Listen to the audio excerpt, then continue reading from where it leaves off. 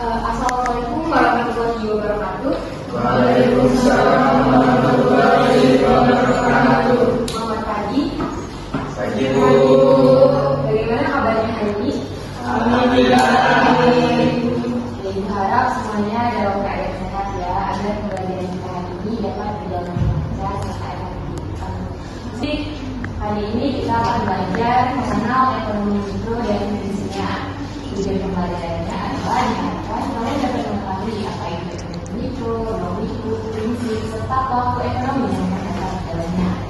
Nah, sebelum Ibu menjelaskan materi, jadi di sini Ibu mau lihat siapa yang udah belajar semalam. Coba, siapa yang mau ngasih pendapatnya? Apa sih itu ekonomi mikro menurut pemahaman kalian saja? Ya, Ibu boleh. Jadi ekonomi mikro adalah ilmu yang mempelajari perilaku dan keputusan orang atau perusahaan untuk menggunakan sumber daya mereka dalam skala kecil. Ya, boleh. Ada lagi nggak?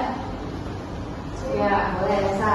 Jadi ekonomi mikro itu adalah cabang dari ilmu ekonomi yang mempelajari perilaku individu dan sebuah perusahaan dalam membuat keputusan tentang penggunaan sumber daya yang terbatas. Oke, jadi benar ya yang sudah disampaikan oleh Ibu sampai tadi. Tapi lebih tepatnya, ekonomi mikro itu adalah cabang dari ilmu ekonomi yang mempelajari perilaku individu, rumah tangga, dan perusahaan guna pembuatan keputusan penggunaan sumber daya terbatas untuk memenuhi kebutuhan kita yang tidak terbatas. Fokus utamanya adalah mengalokasikan sumber dayanya di pasar ke masyarakat. Nah, ini kan guna untuk membuat keputusan penggunaan sumber daya terbatas untuk memenuhi kebutuhan yang tidak terbatas. Coba di sini ada nggak yang mau kasih contoh ke Ibu? Apa aja contoh dari sumber daya terbatas? Saya Bu, Ya boleh. contohnya itu seperti batu-bata. Ada lagi?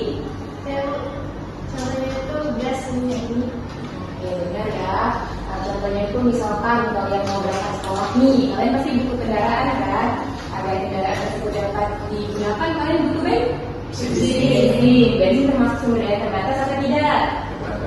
Ya terbatas, karena minyak bumi itu jika kita gunakan dalam jangka panjang serta dalam penggunaan yang besar maka bisa habis. Makanya ada alternatif lain seperti mobil listrik, motor listrik. Contoh lainnya apa dalam kehidupan kalian sehari-hari?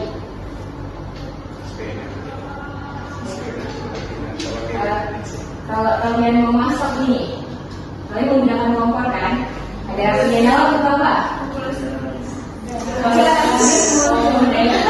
Tidak.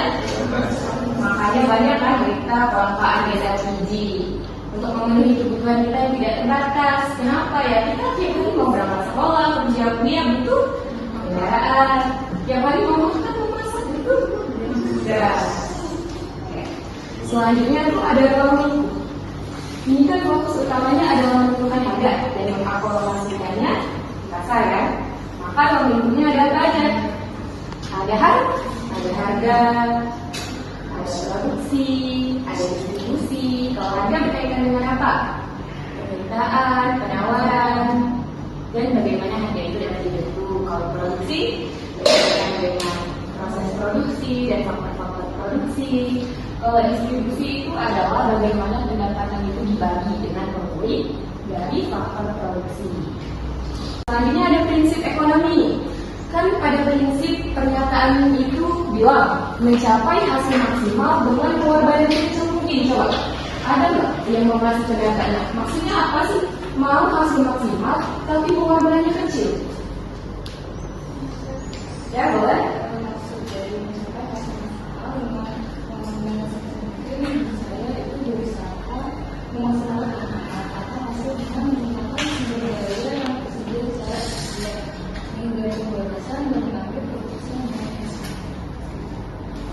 Jadi benar ya, jadi prinsip itu bisa diterapkan kalau kita sebagai pelaku konsumen. Kita sebagai pelaku konsumen pastinya mau cari barang yang sesuai kan, biar hemat juga, efektif waktu, jarak, tenaga.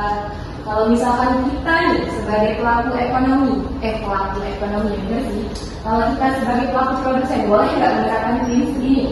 Menurut kalian? Nggak boleh. Kenapa? hasilnya maksimal dan perkembangan dari kecil, maka perubahan produksi tadi tidak bagus, jadi tidak maksimal. Jadi sebenarnya kalau kita sebagai produsen boleh menggunakan prinsip ini, tapi dengan catatan harus menggunakan nilai etika dan nilai kejujuran. Misalkan kita mau buka usaha nih ya, misalkan kita mau buka usaha warung. Kalau kita ambilnya diambil, kan itu lebih murah. Tapi banyak sekali pelaku ekonomi sebagai produsen yang menyalahgunakan prinsip ini. Contohnya, misalkan banyak sekali kan pelaku berjualan yang jual saus menggunakan tomat atau cabai yang bukan layak konsumsi, lalu dimodifikasi sedemikian rupa agar kelihatan fresh. Contoh lainnya tuh misalkan penjual bakso nih, kalau diaman dan tahan lama, banyak kan yang pakai boraks. Kalau kalian searching di internet, banyak berita itu dan bahkan sempat viral juga kali. Saya ingin bertanya, contoh dari pemerintah sebagai pelaku ekonomi itu seperti apa? Kalau pemerintah ya, Ya. nah di sini kan pemerintah mengatur ekonomi dan juga sebagai produsen dan juga sebagai konsumen. Kalau sebagai produsen, contohnya itu pembangunan jalan tol. Pemerintah bangun jalan tol untuk mempermudahkan mobilitas, efisiensi waktu, efisiensi udara untuk masyarakat. Tapi kita kalau jalan tol bayar enggak? Bayar kan? Itu contoh pemerintah sebagai pelaku produsen infrastruktur jalan tol. Kalau contoh sebagai konsumen itu, contohnya saat COVID-19 kemarin. Waktu itu pemerintah daerah kita kan belum mampu untuk memproduksi vaksin sendiri, makanya pemerintah di daerah itu Jokowi saat itu SMA beliau membeli vaksin dari luar negeri. Kalau mengatur ekonomi ya jelas kan, karena ada pajak, tapi juga ada subsidi dari pemerintah. Di sini ibu telah menyediakan kuis dari materi yang mau dijelaskan tadi. Jadi ibu akan menampilkan soal beserta jawabannya. Jadi pada online ini nanti ibu akan menampilkan soal beserta jawabannya. Nah, soalnya itu ada 8. Jadi nanti soalnya di atas, jawabannya di bawah. Nanti ibu akan bagi kalian menjadi 3 kelompok. Lalu kalian bisa katakan secepat mungkin dan menjawab pertanyaan tersebut. Setelah itu dibacakan soal pertama. Ketika kalian akan tamat, kalian akan menunjukkan dan mencocokan jawaban dengan pertanyaan yang tepat. Oke, paham? Jadi sebelumnya di sini meminta kalian untuk secara kelompok. Jadi tolong dengarkan nama kalian baik-baik ya. Kelompok pertama itu di situ, kedua di situ dan tiga di situ. Ini gua akan menampilkan jawaban pertanyaannya. Oh ya, satu lagi.